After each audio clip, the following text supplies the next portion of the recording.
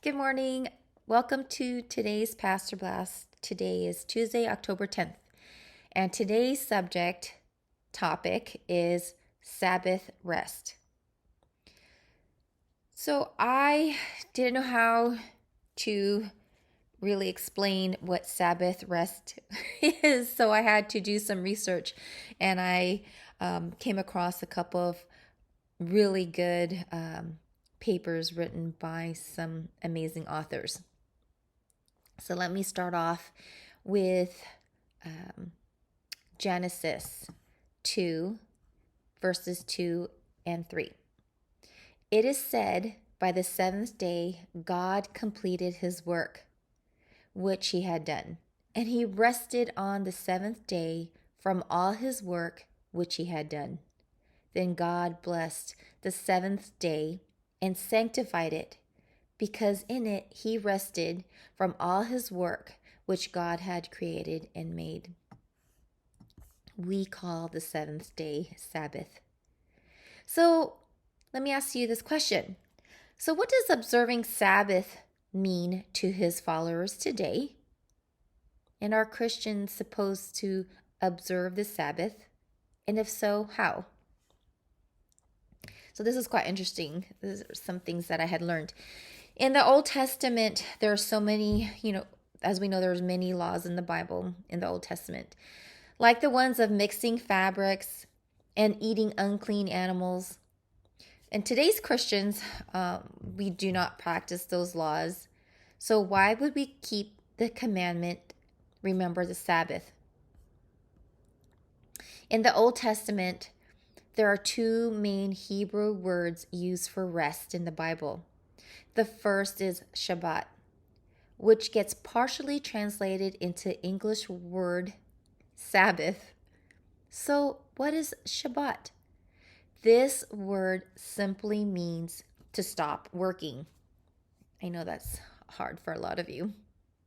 So think of this as when you leave your office. You're physically leaving your office, and you leave all your work-related items there. And when you come home, you do not look at your computer, at your phone. You do not respond to any emails. When you come home, you just stop working. The other main Hebrew word used for rest, used in the Hebrew scriptures, is nuach. That's spelled Nuakh. This means to dwell or settle. So this is not the same as leaving your office and not looking at your emails or answering any work-related calls. This type of rest is like going on a road trip to visit a loved one and spending quality time with them.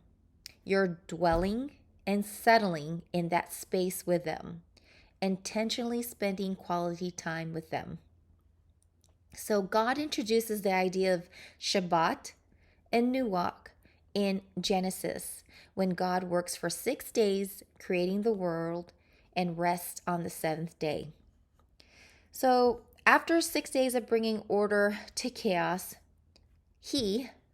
God, takes the time to Shabbat from his work. He stops, leaves it. He leaves it alone.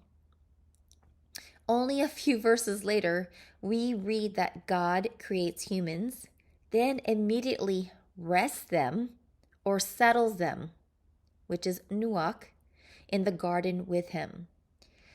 In Genesis 2:15, he is spending time with them. So these verses bring the concept of Shabbat and nuach together, that they are connected.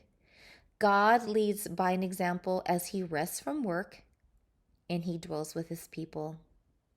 So the opening chapters in Genesis communicate the importance of rest to God. So what does Sabbath mean to his followers today? So in Matthew 11, verses 28 through 29, it says, "Come to me, all you who are weary and burdened, and I will give you rest.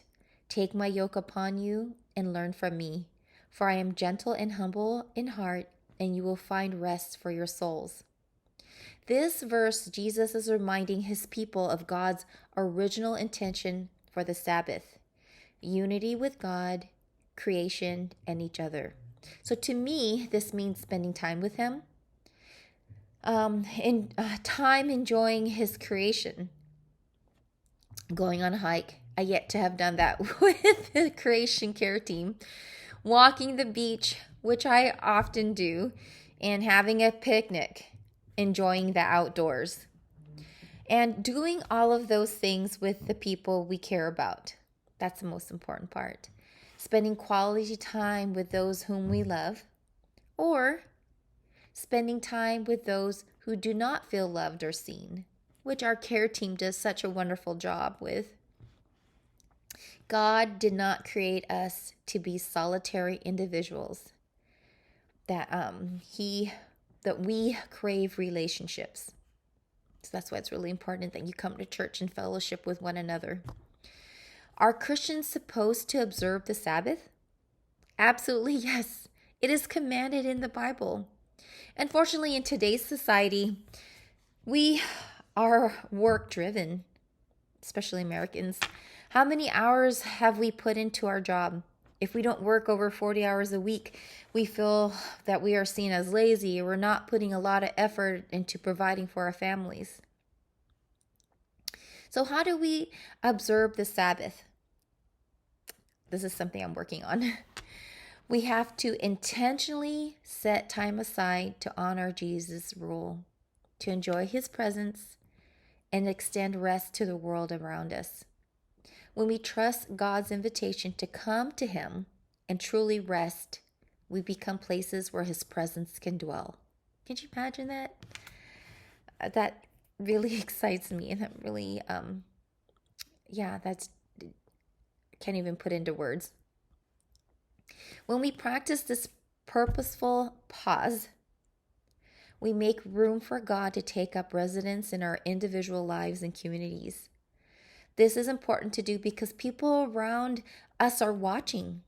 And if you have children at home, they're watching you. One day, you hope to see the way of your life is emulated in their lives. Our children learn by example, not typically by what we say, but how they see us living.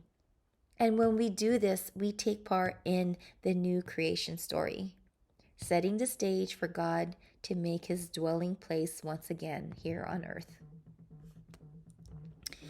I hope you enjoyed today's Pastor Blast and you have a better understanding of Sabbath. If you see me on campus, I'd love for you to share with me what ways you're making to actually truly spend that time settling and resting in Him. God bless. I hope you guys have a wonderful Tuesday. See you at church.